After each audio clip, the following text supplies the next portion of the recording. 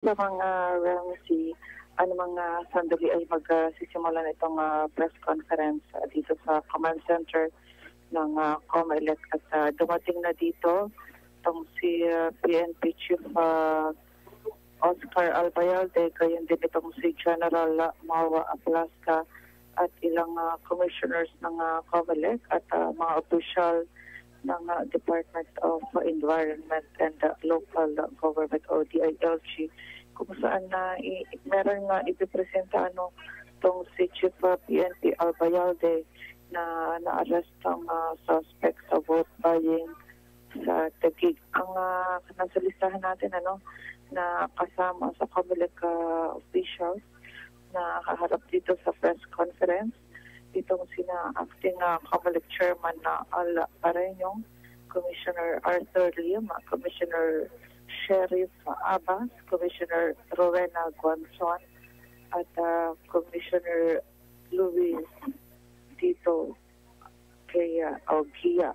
Kanina ay nagpaalala na itong COMELEC sa mga kandidato na huwag tatagal sa polling precincts pagkatapos na sila ay bumoto ng kasamang Ramsey. Dahil ayon sa COMELEC, hindi maaaring tumagal sa polling precincts ang mga kandidato pagkatapos na sila ay boboto. Ito ay vote sa barangay and SK candidates at bawal na rin ang anumang uri ng pangangampanya o anumang uri ng partisan na political activity. At sinabi nga kanina nitong si Director James Jimenez na bawal na magpalusot ang sino man na nagnanais na magtagal sa loob ng mga polling places. Ngayong halalan ito nga ay yung sa mga kandidato sa barangay at SK elections at layon doon ito na maiwasan ang pagsasamantala ng mga kandidato na nais pang makahikayat ng mga botante mula sa kanilang constituents. At kasabay nito ay nanawagan din muli ang COMELEC sa kanilang mga tauhan kaya din sa publiko na ikonsidera at bigyang prioridad nga itong ating mga senior citizens na humahabol pa para bumoto, gayon din yung mga buntis at PWDs. Tuloy-tuloy din ang pagtanggap ng tawag ng COMELEC Command Center mula sa ating mga kababayan sa pamamagitan ng government hotline na 888 o 888 at iba pang itinalagang COMELEC hotlines. Kaya ng mga nakalipas na halalan nga ay kalimitan pa rin reklamo ang mga hindi mahanap na pangalan ng mga botante, reklamo ng mga senior citizen, lalo na yung mga hindi na makapulik o makaakyat. Okay, mag-start na itong press conference. Si COMELEC Chairman, COMELEC Spokesman James Jimenez. Pakinggan natin.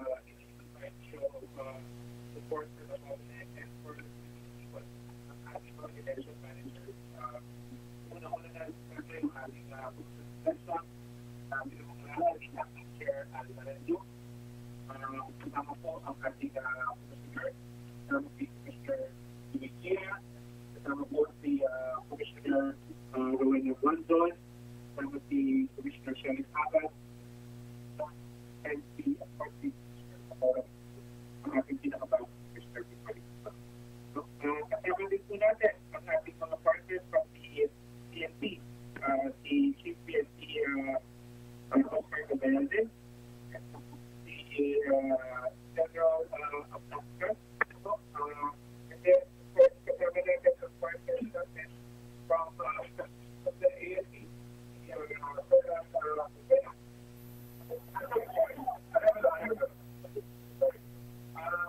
then we are also after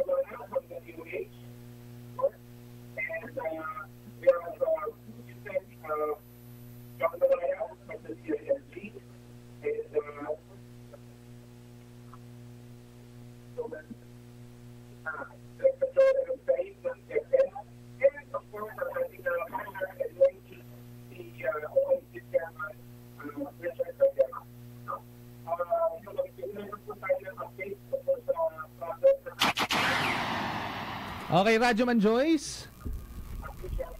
Yes, Rmn Joyce, aming ka namin babalikan mamaya-maya lang ng konti. At syempre, sa lahat ng mga nakatutok sa atin, babalikan natin ang press con ng PNP dyan sa may Comelec. At I think we're okay na. Yun, okay. Finally, medyo umokay na yung signal natin. So ating pakinggan ang press con ng PNP na nagaganap ngayon sa may Comelec. Tayo ng updates tungkol sa progress ng ating halalan. Unahin na po natin siguro si Acting Chairman Albareño. This will be a very short and precise update. We just would like to report that as of this time, we were able to open all precincts. So 100% po ang nag-open na presinto today. So all 177,574 precincts were able to successfully open and they were able to start their elections. So that's the general report that we received so far, and that's what we have for Comelec. Thank you po, sir. May we hear from General Oscar Albayalde for the PNP side of the story po? Yes, maraming salamat po to our friends from the media. The PNP has deployed a total of 73,562 PNP personnel in all the polling centers nationwide. This equates to at least 2 police uniform personnel per polling center, pero hindi lang po yan nangyayari dahil meron pa tayong mga reserve forces, no, sa there are another 89,529 policemen that are deployed as quick reaction teams, particularly in identified hotspots areas. So as of this time, meron po tayong mga BEIs coming from the Philippine National Police as requested by Comelec, particularly in parts of Mindanao. Maraming salamat po. And of course, I just would like to ask, as of this time, wala po tayong nare-report o natatanggap na report of any untoward incident in all our polling centers. That's very good news, General. May we ask Colonel Arevalo also, please, for an update. Magandang hapon po sa ating lahat. Sisigundahan ko po yung binanggit ni ating Acting Comelec Chair na nagbukas na nga po lahat ng polling precincts sa buong Pilipinas. As at 10:30 this morning ay hindi pa po nagbukas yung Mansio at saka Mansalay. Subalit nagbukas na po ito, ang dalawa, at ang pinakahuli nga po doon sa tatlo, yung sa Tagaloan, sa Lanao del Norte. So ito po ay sa pagandang pagtutulungan ng Comelec, ng Armed Forces of the Philippines at ng Philippine National Police. At gusto rin po namin iulat na ang ating po mga polling precinct sa Batanes, pati po sa Pag-asa, at ganun din po sa Turtle Island. Ang mga malalayo po nating isla sa ating bansa ay maluwalhating nakapagdaraos ngayon ang eleksyon, at ito po ay dahil nga sa pagtutulungan, masigasig na pagtutulungan ng Comelec, AFP, PNP, and other agencies of government. Ang inyo pong armed forces ay nakapag-deploy ng total na 19,444 na AFP regular personnel, and then nagtatranslate po yan ng around 15% ng strength ng AFP in terms of officers and enlisted personnel. Wala pa po sa bilang na yan ang CAFGU auxiliary. Meron pa pong hindi pa po kasama sa bilang na 19,444 or close to 19,500. Yun pong ating ready reserve force na nakahanda pong tumugon kung meron pong pangangailangan sa additional na puwersa buhat sa inyong Armed Forces of the Philippines. Isang bagay lang po ang gusto namin bigyang diin, na bagaman actively participating po inyong Armed Forces sa eleksyon, hindi po tayo tumitigil sa ating regular conduct of our operations to ensure na those unscrupulous individuals or groups, be it local terrorist groups, private armed groups, or communist terrorist groups, ay hindi makapag-take advantage o makapanggugulo sa katahimikang ating tinatamasa ngayon ng ating ongoing na eleksyon. Maraming salamat po, Colonel, at napakagandang marinig na malulhati ang ating pagpapatakbo ng halalan ngayon, no? Now we have some individual concerns from the individuals on at our presidential table. Simulan na po natin kay Commissioner Sheriff Abbas na merong gustong ibalita sa atin tungkol sa ating precinct finder. Well, yung gusto lang namin, kasi kanina nung nag-open, maraming nawawala yung pangalan. So ngayon gusto naming sabihin sa publiko na open po yung command centers natin. As a matter of fact, the command centers already caters 6,736 na mga request. At sa 6,736, lahat po nun natugunan. So patuloy pa din po yung dagsa ng mga tawag, mga emails at request kung saan sila nabilong. So tuloy-tuloy po yung pagsiservisyo natin sa kanila. So yun lang, meron tayong hotline 8888, nasa 382 as of 10:30 a.m. at lahat ng 382 na request natugunan din.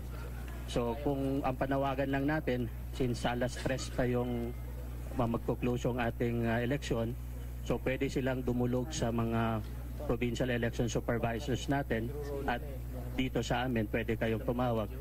You can visit pamelec.gov.ph, nandun yung mga hotlines as well yung mga emails natin. So yun lang yung so far na panawagan natin sa mga tao na nawawala yung mga pangalan. So thank you, team. Maraming salamat po, Commissioner Abbas. And may we also invite, of course, Secretary Laksamana to give us an update on the involvement of the DOH in the elections for today. Magandang umaga po sa inyong lahat. Ang ating pong Department of Health, Central Office at saka Regional Health Offices po ay nasa Code White Alert ngayon. Ngayon po, yung ating pong Health Emergency Management Unit po, nag-deploy po kami ng mga tao dito sa ating COMELEC Command Center para po magbigay ng technical assistance if anything arises which are related to health.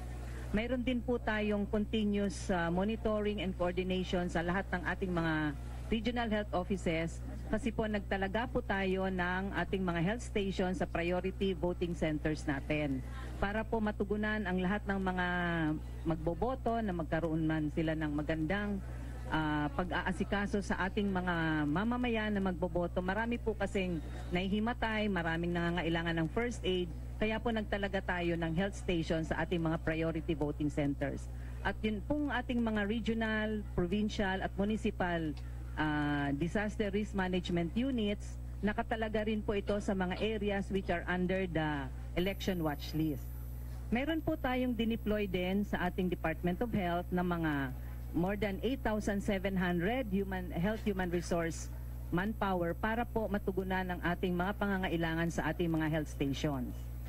At sa ngayon po, meron po din tayong mga nakapreposition ng mga gamot, first aid kits sa lahat ng ating mga health stations. Sa kasalukuyan, wala pa naman po tayong naitatalaga na may mga health-related problems. Ang natanggap lang po namin yung mga nahihimatay sa mga voting centers na natutugunan naman po ng ating mga health stations. Yun pong kung meron man pong mga health-related problems na kailangan i-refer sa ating mga hospitals, naka-ready naman po ang ating mga hospitals. Kaya wag ho kayong mag-alala na ang ating mga health centers, ang ating mga hospitals, nakahanda po sila na tumugon sa ating mga health-related problems. Maraming salamat po. Maraming salamat po, Secretary Laksamana. At ngayon, hihinga naman natin ng statement ang Secretary ng DILG po, si Secretary Malaya. Okay, Assistant Secretary lang. Well, unang-una, I'd like to congratulate COMELEC, no, sir, dahil na buksan lahat ang ating presinto ngayong araw. It's a great feat for the Commission on Elections at lahat ng mga partners ng COMELEC. I would just like to report on local disaster risk reduction and management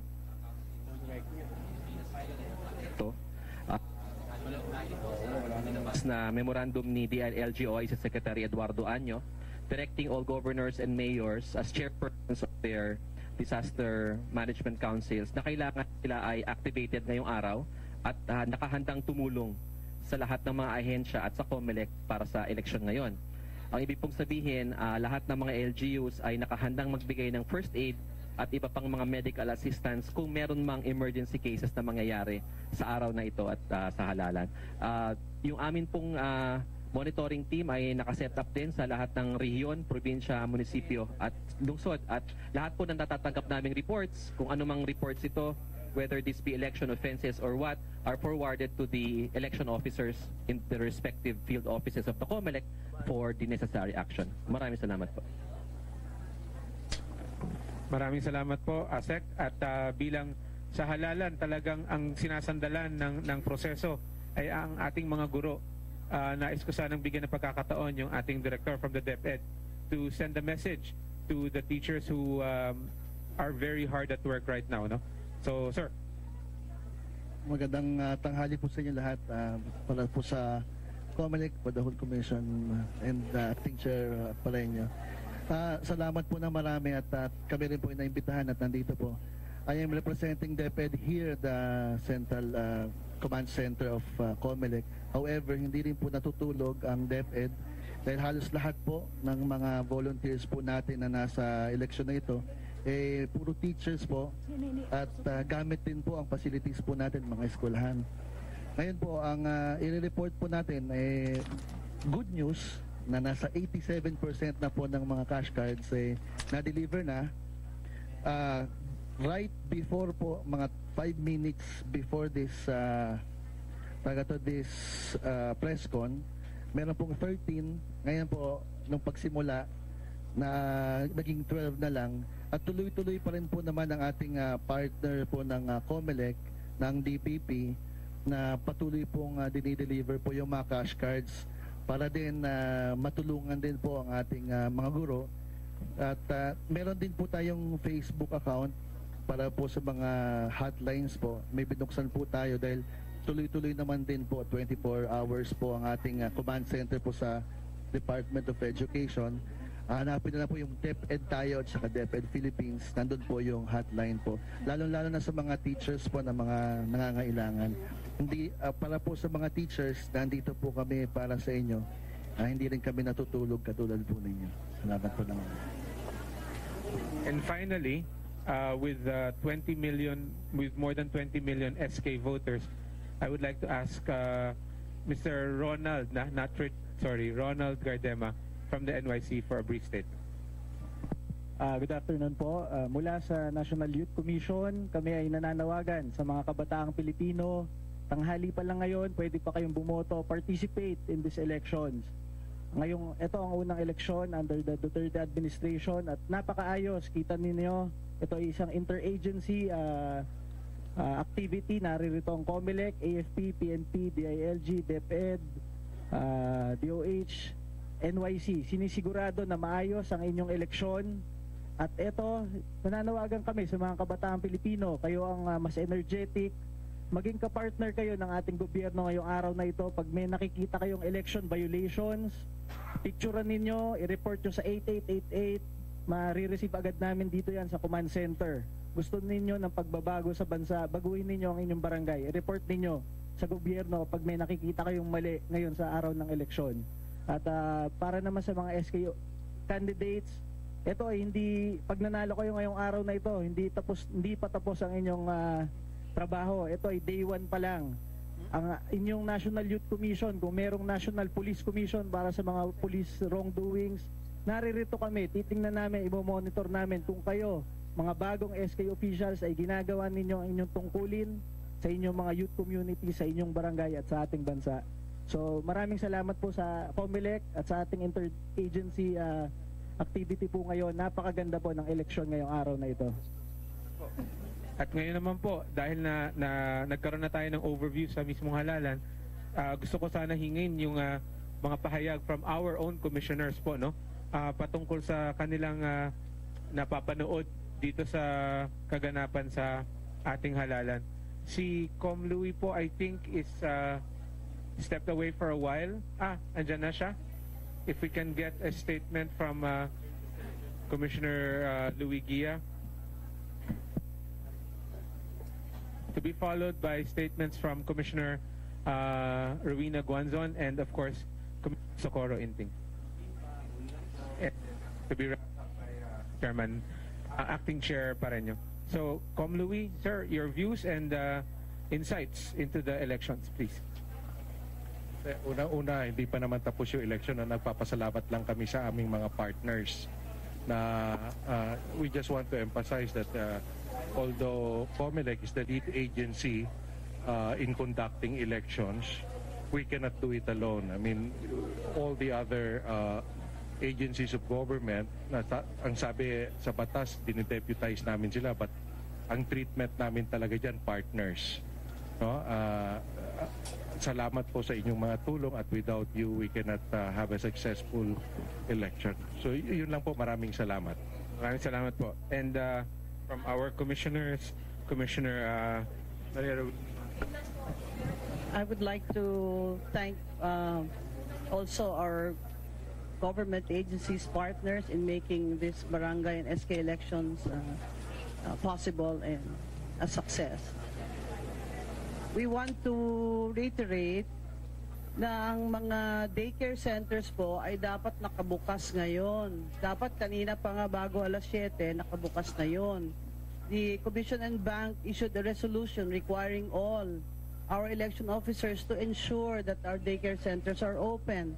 So we are appealing to the LGUs, specifically to the City Social Welfare and Development Officers, to please open your daycare centers with staff and food for the children so the mothers can go out, leave their children in the daycare centers and vote.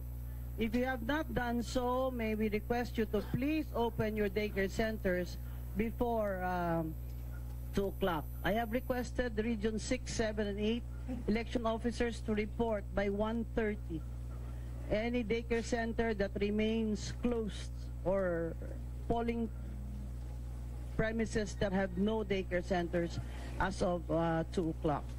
The Gender and Development Executive Committee is also monitoring violence against women in elections, and we will appreciate the help of the media and all the citizens in monitoring election violence, because election violence discourages women from participating in elections in various ways, as candidates, as voters, or supporters. And we are not only concerned about physical violence, but also other forms that are being used, such as verbal attacks, intimidation, and threats through social media. I also note that in Bacolod City, there is a report that children as young as below 10 years old were being used to distribute campaign leaflets inside the polling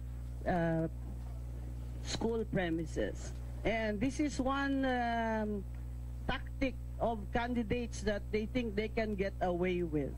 Well, we have those leaflets, and in my opinion, the names that appear on those leaflets are liable for under our election law, and complaints should be filed against them by any person, by any citizen, or motu proprio by our election officer.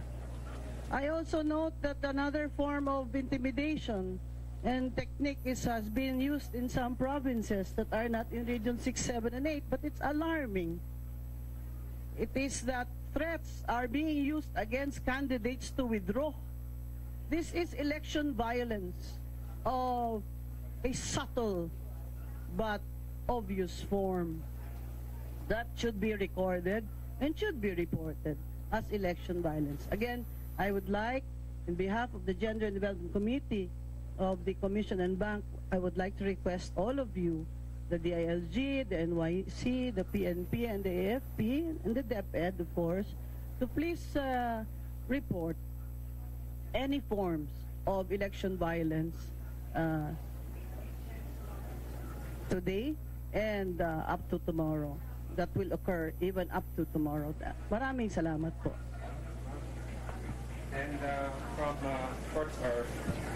from our newest commissioner, Commissioner Socorro Inting. Good noon to everyone. Okay. I am in constant, as the newest appointed commissioner, I am in constant touch with the regional election directors of regions 9, 11, and Caraga region, which are the areas of my responsibility. And so far, the reports are positive. The ongoing voting went on smoothly as of this noon. There are no major untoward events or incidents. and there are only minor incidents that occurred, like one entry to the voting place was blocked, but this was promptly responded by the PNP, and the usual problems that is being encountered is the some voters cannot find their names in the voters list, but this has been resolved promptly. Thank you. Maraming salamat po. At ako'y napag-utusan ni Acting Chair to just announce very quickly that voters who are persons with disabilities, senior citizens, and heavily pregnant women who were unfortunately assigned to the upper floors of voting centers and who did not manifest their intent to vote in our accessible polling places will now be allowed to vote in a designated emergency accessible polling place located at the ground floor of the voting center where they are assigned. Third members will oversee their voting, accompanied by watchers. We will fill out the details for you later. No? The resolution has already been promulgated.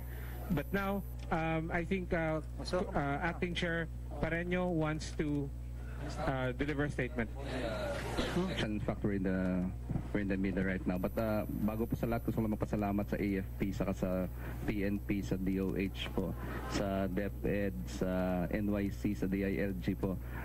Napaka-close po ng coordination. Isa rin po yun sa naging factor para kaya kami nakapag-open sa mga lahat po ng precincts based on reports. For example po, yung mga islands na malalayo, tumulong po yung AFP. Pag may mga reports po kami ng mga violence or probable violence, ready po yung PNP, nagde-deploy kagad sila.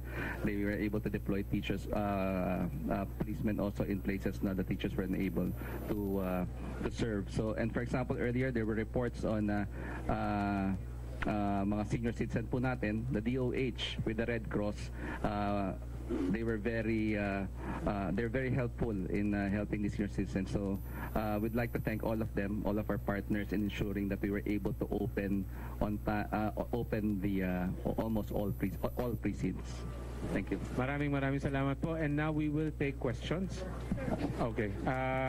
Name and organization, please. Sir, good afternoon. Ron Ngagala po, ABS-CBN. Sir, for DILG, COMELEC, and PNP, there has been a massive reports about massive vote buying everywhere in the country.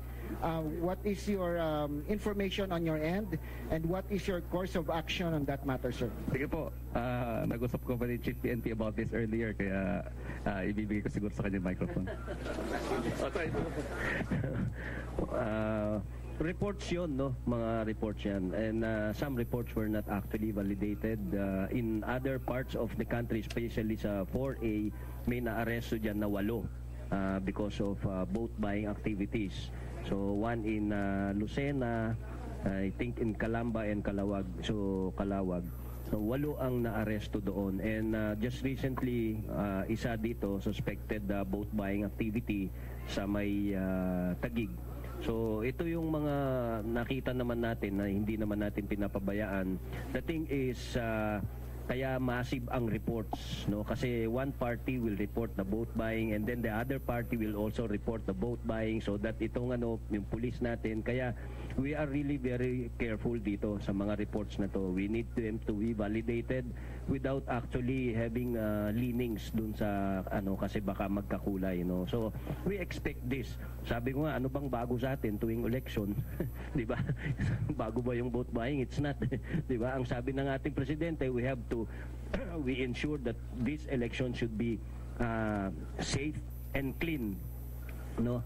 Yung safety siguro is probably most part of it is the PNP and the AFP. The clean part is probably on the dun sa COMELEC, sa other agencies, and of course yung mga mismong tumatakbo dito, no? So with regards to report, tama ka, kaliwat kanan ang reports dito. So we will not deny that, especially sa PNP. No? Ako lang, bugbog yung cellphone ko on reports of vote buying. So what we do is we just let the local territorial units to check on this. Hindi naman natin pinapasa walang bahala ito. We always check and we always respond to the text messages of our people also.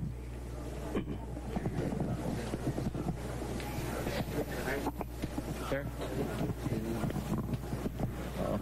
Well, sa vote buying kasi, it's a matter of evidence. So kung may ebidensya po yung ating mga kababayan, and I've been receiving calls also from them na meron daw silang video, ipadala po natin sa ating kapulisan, to the Philippine National Police, at meron din po ang DILG na Election Task Force.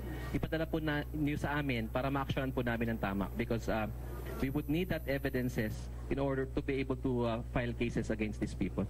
Pero din po sa actually, we receive a lot of reports here as well on vote buying. Andiyan po kami, nagmaman kami kanina, also yung 8888. And we ask them to gather and then to file them directly sa COMELEC so we can quickly act on those complaints. Yes, please. Hello from Channel News Asia.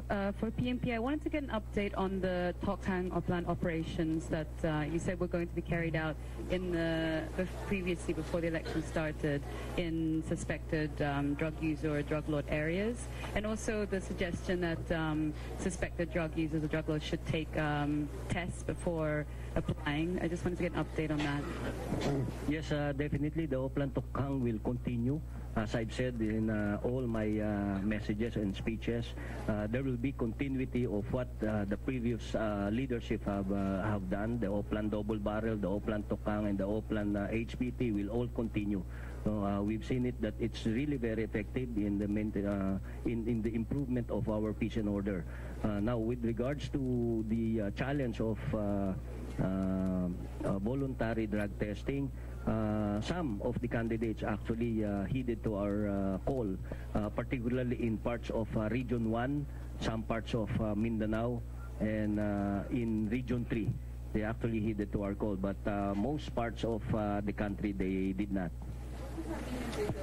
Well, it's up to them. I don't know. No, they say that there's no law that mandates or that requires them to undergo drug testing. Well, that's really true. There's no law that requires them to undergo drug testing, really. Yes. All right, thank you. Next question, please. Sir, sabi nyo nga po na 100% ang umpisa ng maayos, pero sa ngayon ho ba, smoothly pa rin po yung botohan? Kasi may report sa Maguindanao, merong isang tao doon na nag-walk out yung mga teachers, so they walk out of the precincts kasi may allegedly violence. Nandiyan ba si Oo. Minomonitor po namin lahat. Continuous po monitoring namin sa lahat ng areas. In fact, yung kanina meron nga kaming area sa Lanao del Norte rin na binabantayan. Binabantayan po rin namin sa Maguindanao, sa Lanao del Sur, yung bayan ng Masyo, binabantayan po namin continuously. Patuloy po yan. Tawag kami ng tawag sa mga officers po namin. At yung question po niyo, bine-verify din po namin siya ngayon. So, percent po yung mga hindi, yung apektado po or kinailangan itigil yung botohan? Meron... Sa ngayon, wala pa pong official report sa mga natigil ang botohan. So, tuloy-tuloy pa po namin bine-verify. Yun ang mga na-delay na botohan, i-extend ho ba yung oras ng pagboto? Contingent. Kasi di ba 7 to 3, so kung na-delay po? At yan po ang pinaka